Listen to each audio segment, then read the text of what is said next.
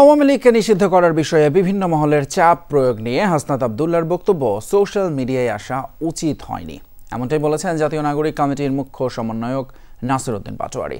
বিকেলে সিলেট জেলা কমিটির উদ্যোগে ইফতার মাহফিলের আগে সাংবাদিকদের তিনি বলেন, আওয়ামী লীগকে নিষিদ্ধ করার বিষয়ে প্রধান উপদেষ্টার মন্তব্যের সাথে সম্পূর্ণ দ্বিমত পোষণ করে এনসিপি। যারা আওয়ামী লীগ নিষিদ্ধ এবং তাদের নিবন্ধন বাতিল করার প্রক্রিয়ায় বাধা দেবে তাদের সাথে নতুন করে যুদ্ধ হবে বলেও হুঁশিয়ারি দেন নাসির উদ্দিন। ক্যান্টনমেন্ট থেকে রাজনৈতিক বিষয়ে হস্তক্ষেপ কাম্য নয় বলেও জানান তিনি। এর আগে অনুষ্ঠানে বক্তব্য দেয়াকে কেন্দ্র করে দুই পক্ষের মধ্যে হাতাহাতির ঘটনা ঘটে।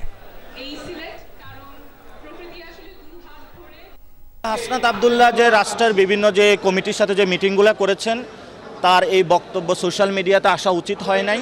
আমরা মনে করি এটা শিষ্টাচার বর্জিত একটি স্ট্যাটাস হয়েছে এবং রাষ্ট্রের ফাংশনারির জায়গা আমরা দেখেছি যে ক্যান্টনমেন্টের বিভিন্ন ব্যক্তিবর্গ রাজনৈতিক জায়গায় হস্তক্ষেপ করছেন। আমরা এই ধরনের হস্তক্ষেপ কাম্য নয় আমাদের কাছে। রাজনৈতিক ডিসিশনগুলো রাজনৈতিক ব্যক্তিবর্গ নেবে এবং সেখানে বিভিন্ন যে ইনস্টিটিউশনগুলো আছে সরকারি তাদেরকে জড়িত না হওয়ার জন্য আমরা অনুরোধ জানাচ্ছি।